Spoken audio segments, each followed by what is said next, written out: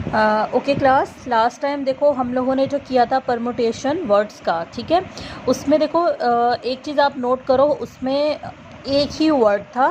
एक ही word means जैसे for example मैंने आप लोगों को एक वर्ड करवाया था डेंजर, ठीक है।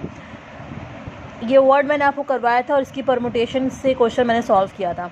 तो यहाँ पे देखो डेंजर जो वर्ड है इसमें हर वर्ड एक ही दफ़ा यूज़ हो रहा है। डी एक ही है, ए एक ही है, एन एक ही है, जी ई आर, ये सारे वर्ड्स जो है वो एक एक दफ़ा ही है। तो वो उसका फॉर्मूला वैसे जैसे मैंने सॉल्व करवाया था वैसे हो गया। लेकिन अगर कुछ वर्ड ऐसे हों, जैसे ये है मैथमेटिका, कुछ वर्ड्स ऐसे हों जिसमें एक वर्ड एक से ज़्यादा दफ़ा यूज़ हो रहा है, जैसे ए है, ए इसमें कितने हैं, 1 2 3। इसमें एम कितने हैं, ये 2 एम हैं। इसमें टी कितने हैं, 1 2, ये टी 2 हैं, ठीक है। तो ये कुछ अल्फाज हैं, कुछ वर्ड्स हैं जो कि एक से ज़्यादा दफ़ा जो है वो यूज़ हो रहे हैं। तो इस तरह के वर्ड की परमुटेशन हम कैसे सॉल्व करेंगे वो मैं आपको यहाँ पे बता देती हूँ। उसका फॉर्मूला भी फिर हमारे पास डिफरेंट हो जाता है, ठीक है। किस तरीके से, अब देखो सबसे पहले आपको total number of words, total number of alphabets जो है वो हमें देखने हैं। यहाँ पे देखो टोटल नंबर ऑफ़, यहाँ पे मैं लिख देती हूँ, पहले हम इसका पूरा डाटा बना लेते हैं। टोटल नंबर ऑफ़ वर्ड्स जो है हमारे पास यहाँ पे क्या है, 1 2 3 4 5 6 7 8 9 10 11। टोटल मैथमेटिका के वर्ड्स हमारे पास हैं 11, ठीक है। अब इसमें हमारे पास कौन कौन से वर्ड्स हैं जो कि रिपीट हो रहे हैं, एम हो रहा है, ए हो रहा है और टी हो रहा है। ये 3 आपके पास ऐसे हैं जो कि रिपीट हो रहे हैं। तो हम टोटल नंबर ऑफ एम कितने हैं इसमें, टोटल नंबर ऑफ एम 1 2 यानी कि 2, ठीक है। इसी तरीके से टोटल नंबर ऑफ ए इसमें कितने, ए इसमें 1 2 3, ये हो गया आपके पास 3। Same as it is T, total number of T 1 2 2। सिर्फ ये आपके पास 3 MAT 3 वर्ड्स थे जो कि बार बार रिपीट हो रहे थे, ठीक है। तो ये हमने इस तरह से पहले पूरा डाटा लिख लिया, ठीक है। अब इसमें हमारे पास ये होगा, अब इसको लिखने का तरीका हमारे पास क्या है, इसको सॉल्व करने का तरीका क्या है। इस पर हम वो फार्मूला अप्लाई नहीं करेंगे n factorial upon n minus r factorial.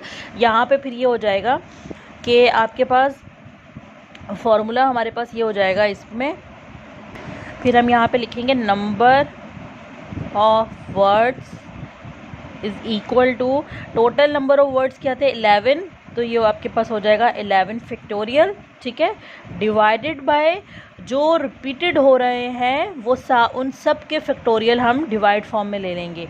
यानी कि ये 2 है तो हो जाएगा 2 फैक्टोरियल, 3 फैक्टोरियल और फिर 2 फैक्टोरियल। तो इस पूरे को सॉल्व कर दोगे, इसका आंसर आ जाएगा, ठीक है। यहाँ पे देखो कोई वर्ड हमने चूज़न नहीं किए, जैसे n minus R, R is a choice of words, ठीक है।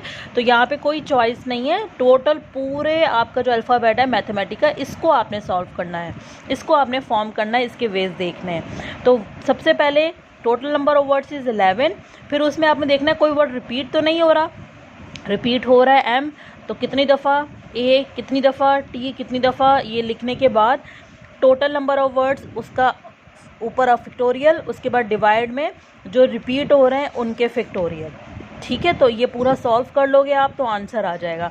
यहाँ पे क्या था, ये पूरा वर्ड था डेंजर, कितना था ये 3 और 3 6, total word is 6 n factorial, ठीक है। और इसमें आपके पास कोई भी चूज़न वर्ड नहीं था तो आपने 6 फैक्टोरियल करके इसका फिर आपने आंसर कर लिया था, ठीक है। तो अब इस फैक्टोरियल को सॉल्व करेंगे, सबको फैक्टोरियल सॉल्व करना आता है, तो इसका जो आंसर होगा वो इस परमुटेशन का आंसर होगा, ठीक है। क्या होगा, ठीक है। यहाँ पे देखो 2 फैक्टोरियल 2 फैक्टोरियल, 2 फैक्टोरियल का मतलब क्या हुआ, 2 × 1, यही है। 3 फैक्टोरियल का मतलब क्या हुआ, 3 × 2 × 1, और इस 2 फैक्टोरियल का मतलब भी क्या हो गया, 2 × 1, ठीक है। अब यहाँ पे ये है आपका 11 फैक्टोरियल। तो यहाँ पे देखो 2 × 1 = 2, 2 × 1 = 2, ये हो गया 2, 2 × 2 = 4, ठीक है, ये हो गया 4। उसके बाद इंटू 3 × 2 = 6, 6 × 1 = 6, 6 4 ये हो गया 6 और ये ऊपर 11 फैक्टोरियल, ठीक है। नीचे हो गया 6 4 ज़ा, ये हो गया 24 और ऊपर क्या है 11 फैक्टोरियल। तो अब 11 फैक्टोरियल का मतलब क्या है 11 10 9 8 7 6, ठीक है। यहाँ पे ये मेरे पास यहाँ मैं ऐसे कर देती हूँ, यहाँ पे मज़ीद खोल देती हूँ इसको। 11 10 9 8 7 6 5 4 3 2 1, ये है ना 11 फैक्टोरियल।